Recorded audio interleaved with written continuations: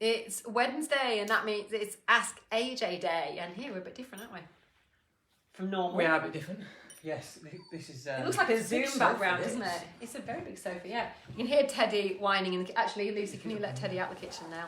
Yeah, if you are joining this video very excited thinking, am I going to win a tree 24 hours early, so just...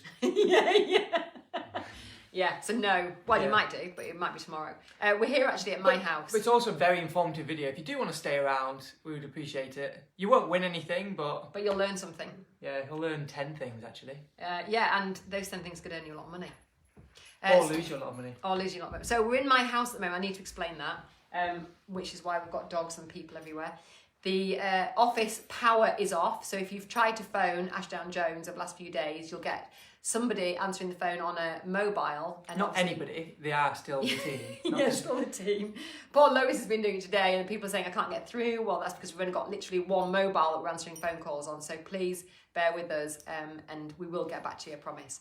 And if you can't get through, send us an email and we'll respond to that and phone you back. We're hoping to be back on tomorrow. Although if you drive around Crook area and the end of the Crook Road area, it is still quite messy. So you can understand why it's been off. I went on a walk this morning with George, who's a little bit lame at the moment, and we suddenly went around this corner and there's the biggest tree you've ever seen across the path. So I think, well, I can probably get over it because I can just about get my leg over top of it. But George couldn't get over it, so I had to lift him over this massive tree. It's a dog.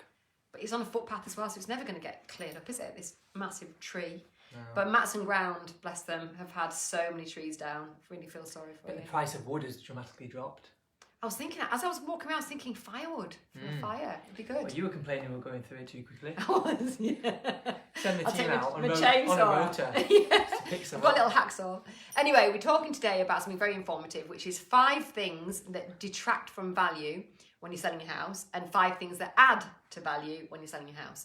And so we're going to start off with the detractors first. So what 5 things stop you selling your house and actually can cost you money? I've got a bonus one at the end as well. I thought you might. I knew you would just let me just have the 5. Which is down the middle. Okay. Wait, you asked me another times, but I was busy, so I just nodded. Yeah. When I say, are you listening? And he nods, it's not true. It's a lie, actually. Don't give my secrets away. It's true. So the first thing, which actually, if you haven't sold a house with this certain thing, then it may not make sense. It's a swimming pool. You may think that you see on Facebook these dream houses with these amazing infinity pools that look over wherever it may look Lake over. Como. Yes, and you think, oh, I wish I had that. But actually, when it comes down to it, it's very difficult, or often a challenge to sell a house with a swimming pool, especially in the lakes when actually... if we get the one day a year you can use it, then it's okay, but the rest of the year it can be quite difficult. And especially if it's unheated. Yeah, they're very expensive to heat if you do that. Before we opened 5 years ago, I'd have probably said a swimming pool is very much a big tick, and often people we go to see with swimming pools feel the same. Yeah. Sometimes they know. Sometimes they go, is this a good idea or a bad idea? Because we have people fill them in completely. In fact, the house that we sold filled it in and put a conservatory over the top of it, and then the conservatory started stinking as well. Sounds dodgy, that, doesn't it? It does, yeah. And we've also sold one with an internal There's no one in it, was there? Not at the time, I hope. The internal swimming pool, that was a bit different, wasn't it? Because it could have added or detracted to the people who bought it. There was a health challenge that one of them had, and they actually really liked having an indoor swimming pool. Yes, but I had a conversation with that couple probably about 3 months ago, where he said, "Look, I want to take the pool out. Right, fair enough. What will it do to the value?" And actually, probably add. It was a difficult conversation because we'd been selling this pool about how amazing this pool is, and then 6 months later, he was like, "Take it out. It'd be worth more if you take it out." Oh dear. Right, so that's pools.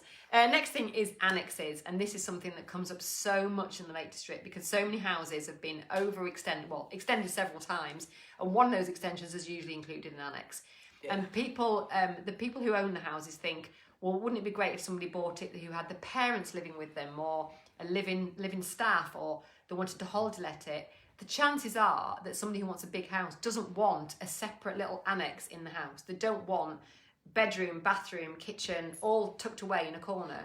They don't want that. They want one big house, and that space could be probably much better utilised. Yeah, I mean, you've probably read in the papers and seen on the news and seen on programmes that over the last couple of years, maybe that families have moved in together or families moved away together, want to buy somewhere, but actually in practice, when you come to selling a house that suits multi-generational families, the market is tiny, almost non-existent. And also they tend to just use one space anyway. So with one huge kitchen, why would you put mum in a little corner in a little tiny kitchenette when actually she'd probably just be part of the family and use the kitchen anyway? You wouldn't want your in-laws living with you, really. I couldn't think of anything worse.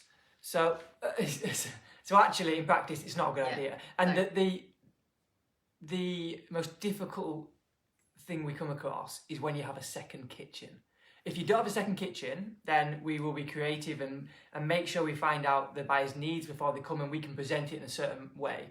If there's a kitchen, straight away it goes into space that they do not need and therefore they're paying too much for the house and that's when it becomes a challenge. So let's say it was £1 million house and let's say it's got an annex in it or outside even, or maybe the garage has been turned into an annex. All of a sudden that's probably worth about, let's say, 150,000. So actually the house that they want was only 850,000 and they're paying extra 150,000 for an annex they don't want. If you turn it into something amazing like games room, gym, cinema room, it suddenly starts becoming an indulgence and they're happy to pay 150,000 for it.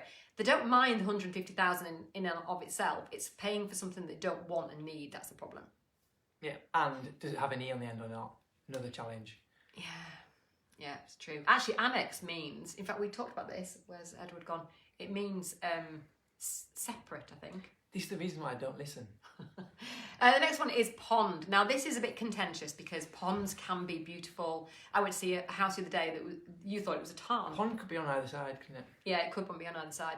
Mostly, though, it's on the detraction side. If you've got sort of an ornamental pond with koi carp in it or whatever, that is definitely a negative to most buyers because most buyers will not want a pond that they don't know how to look after the fish in.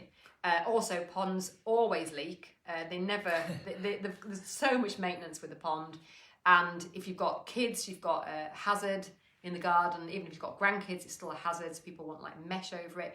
The whole thing starts to get very messy. So it's easier to say it detracts than it attracts. It just adds another thing on the list of things they will need to do once they've bought. I mean, watering gardens is nice. So we sold a beautiful home, Bracken. What's it called? Brackenrig, was it called? At Windy Hall Road on the right side. Brackenrig? Brandbeck. Thank you very much. Edward. Thank you. Brandbeck. And that had a cascading stream through the garden with lots of little pools in it. That is an entirely different proposition. It's not being man-made. It's just cascades through the garden. It really is. It was beautiful. Yeah. So that's completely different to having a man-made pond. Yeah. And the next one is dated bathrooms. Now, there's a difference between a dated bathroom and an old bathroom. Yeah. Because if we went to a house and it wasn't super top spec everywhere, then actually changing the bathrooms wouldn't really make a difference if it's just an old bathroom. Often, if you're going to buy a house that isn't super top spec and done everywhere, you like to think that you're going to change some bits to have design yourself. The kitchens and the bathrooms are something really simple you can do. And actually looking round, the bathrooms are the times that the viewer would spend the least time in looking round. So it would have the least impact in terms of sustainability. Effect on someone.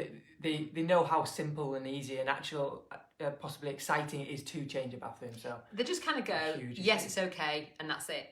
Yeah. But if it's not okay, that's when the red flags start coming in. And if they can't live with it, then that becomes a barrier to the sale. So if it's just a plain white suite with reasonably neutral tiles that you did 20 years ago, it's probably okay, especially if it's got a hard floor.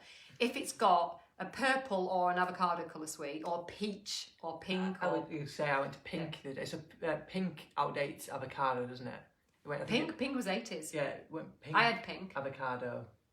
No. It's avocado first, then pink. See, they just give it. No. Pink and grey was. It depends on what colour pink.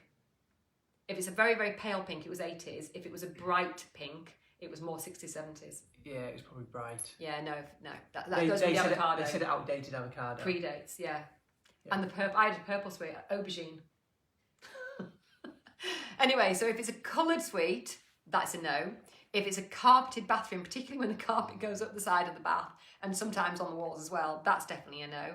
And if it's really, really in really bad condition, like got mould or something in there, or peeling plaster, then that's probably a no. We did have one, didn't we, with a nasty shower Do you remember that one?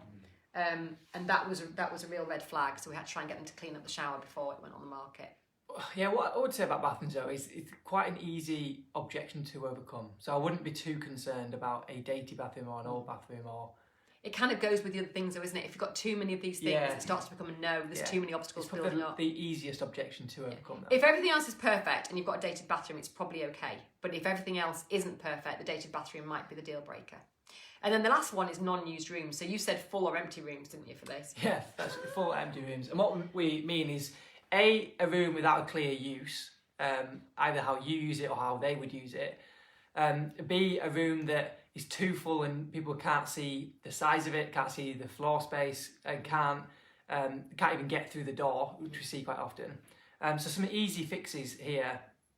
If it's a box room that you don't use, you keep Christmas decks in it, clear the Christmas deck, well, put the Christmas decks up, now's the time, and just try and get a simple single bed and a bedside table, and something that just gives it a use. So all of a sudden, the buyer looking around can see how they will use it, and then it holds value. If it's just a room where you hold the Christmas decks, it's not really worth anything. No, because it's a storeroom then. So really, if you're selling your house in Windermere or Bowness, it's going to be worth, let's say, £350 a square feet. You've got 100 square foot there. You've got a £35,000 room. Is that even right? I wasn't listening, sorry. So therefore, every single square foot counts, and you need to make it work for you. Yeah. So things that add value. Okay, so number one, utility rooms. When you've got a big house, let's say £1 million house, people don't want to have the laundry being done in the... Stop it. I'm talking to Ted, sorry, not Tilly. He's ravaging my house. This is Tessa's dog. They don't want to be doing the laundry in the kitchen. And so having some kind of laundry room or room where they can put, extra sort of storage things. Like, when you get the extra drinks and food for Christmas and you want to put it somewhere, like a pantry kind of storeroom kind of utility room is the best thing to do. Mud rooms are brilliant for this. Yeah, so we're on the hunt for a new house at the moment, and... Not me and him. Well, we are as well, actually. Well, that's a different Just kind of not house. to live in. Together. And him and Molly are looking for a new house. And the one thing... If only we knew a good estate agent. Or our house is too expensive. The challenge with it is I wouldn't pay the prices we ask for. You heard it here first. So I wouldn't buy off us. We need to buy through one of the other agents, one of our competitors. Yeah. But sell through us, buy through them. Yeah. It's genuinely true. And sorry, I lost my train of thought. And the one thing Molly is consistent on is that she wants a separate utility room. At the moment, it's in the kitchen, and at the moment we've got a garage that I use as a gym, and she's trying to kick me out of the gym constantly to put a utility room in there, and I refuse. So I think utility room at a certain level is important. Yeah. Because people will want to step out of the large estate family homes into something that has a utility room. Yeah, it's something that people quite often don't compromise on. I mean, when we sold Ballarat, it had